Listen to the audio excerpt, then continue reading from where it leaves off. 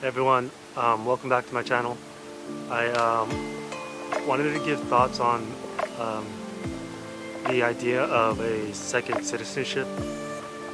It's not something that I've really thought of seriously, obviously until a lot of things started boiling in the U.S. Originally that concept was very foreign to me. I I didn't understand giving up citizenship and not being part of the country that you were born in. But I guess over hearing many other people's arguments and thoughts, I've come to understand why people would consider a second citizenship, and I see that why it might be a good thing. There's a lot of people that I think have criticism and support. Those are basically the two sides. One side really thinks that's a really good idea and you should at least diversify. Another side thinks that's not a good thing to do because you need to maintain, fight, or keep whatever you have. It was other people did it for you, so maybe you should be doing it for other people. And like I said, before I had trouble sort of understanding this and accepting this. Fast forward to today, I can see this being a possibility for everyone. There's a lot of people that are saying, they can never leave a country and whatnot, but that's, I think, a little bit too soon to say. It's too soon to assume, because if this thing in this country, in the U.S., it really goes down the way in Germany, I think we have a problem here. I think the problem is really, really big. Probably the biggest problem.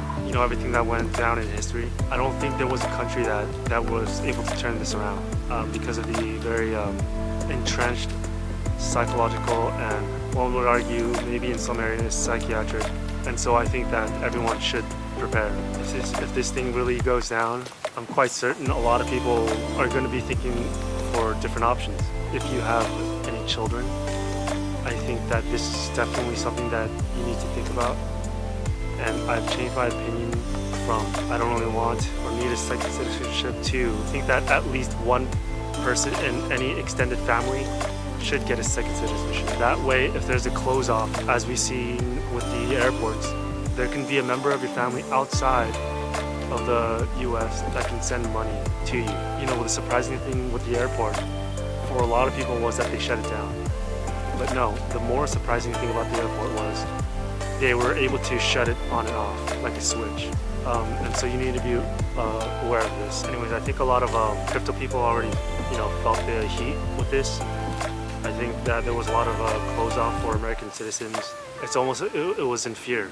And like I said, my thoughts going forward with this is that it will continue to be like this. I don't think that the heat is going to crank downwards. I think it's going to just go upwards. Let's see how this goes. But for US citizens, I think they need to pay attention. I think that people that don't think that they need a plan B is a little bit short-sighted, and maybe should just always keep an open mind. That's why I'm making this video. That I've come to the conclusion that everybody needs to, in America, needs to keep an open mind of all their options. I think that not doing that might be it's going to be highly costly, because it's not just you. This time it's with you and your family. And so, really, learn about the information, know how to get it and go through the process. But you don't have to do it just yet. You could at least keep it as a option in your back pocket. These sorts of options might need to happen way before any real events happen. So just keep that in mind, that there's a time lapse, there's a time period where all of this gets approved. The process, I think the fastest one is half a year. You do want to keep that into consideration before you plan everything. Also, we actually don't have any idea how any of this actually unfolds. We can read all the history that we want, and it gives us really strong insights. But to actually understand how that process went, I don't think any of us still today understand that.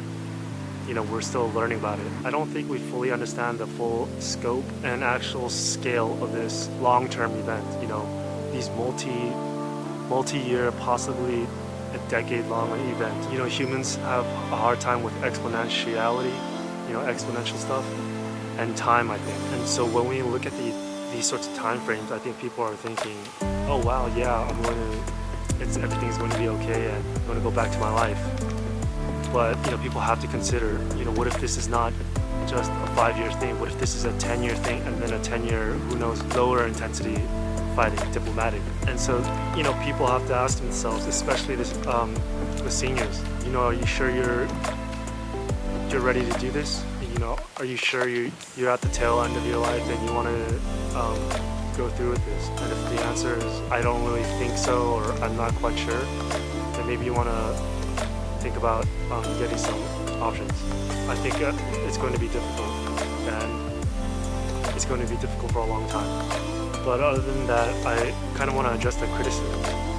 There's a lot of criticism that I'm seeing of people saying that some people are traitors, and a lot of these other things that I've been seeing. I'm not quite sure I understand if these people actually read history and understood that. I don't even know how many millions, tens of millions moved around because of these sorts of things, these sorts of problems. A lot of people always migrated to what they needed to do for their family, the future.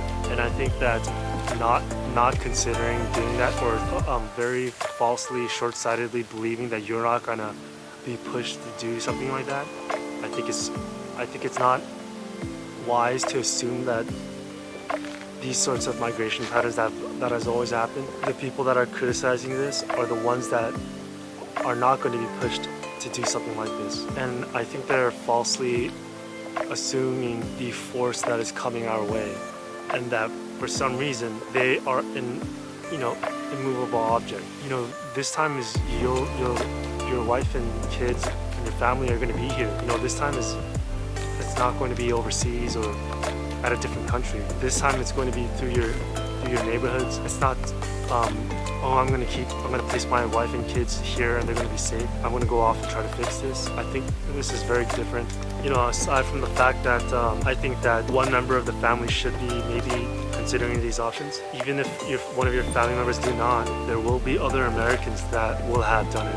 I think that maybe a lot of Americans will send support overseas in some way. This sort of punitive force is going to be pushing a lot of us to areas that we don't want to go. There's a movie called A Bug Life. It's an old movie where the bad guy, the crickets, say to they talk about the ants, which are the good guys, and the bad guys say the reason why you don't let one ant stand up, because if one does, many does, and then all of them do.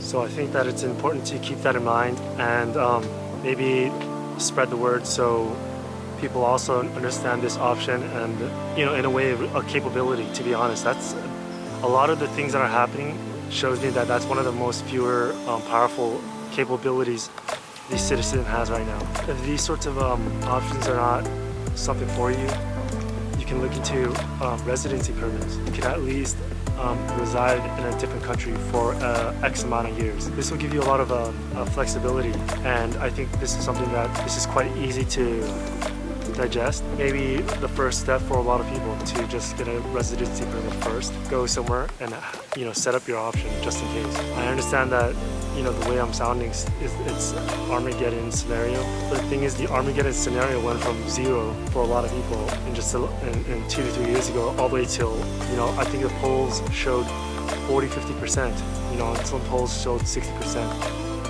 of conflict or something. So keep that in mind. Another interesting concept I think is the network state that Balaji Srinivasan has been talking about a lot. I think he wrote a book. I think everybody should read the book. It's a concept, however, that's going to be interesting a little bit difficult to grasp. Maybe it's not a concept that anybody has to accept that will happen, but it's an idea that maybe everyone should keep an open mind to. Maybe it unfolds because culturally some section of the population wants to do it, and so they go ahead and do it. How some of these things unfold, we actually have no clue.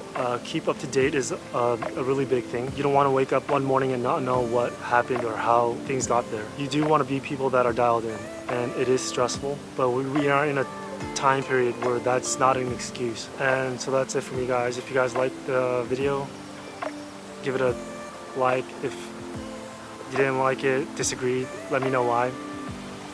If you're a mean hater, don't comment. You know, good luck to everyone. Hopefully everything works out for you.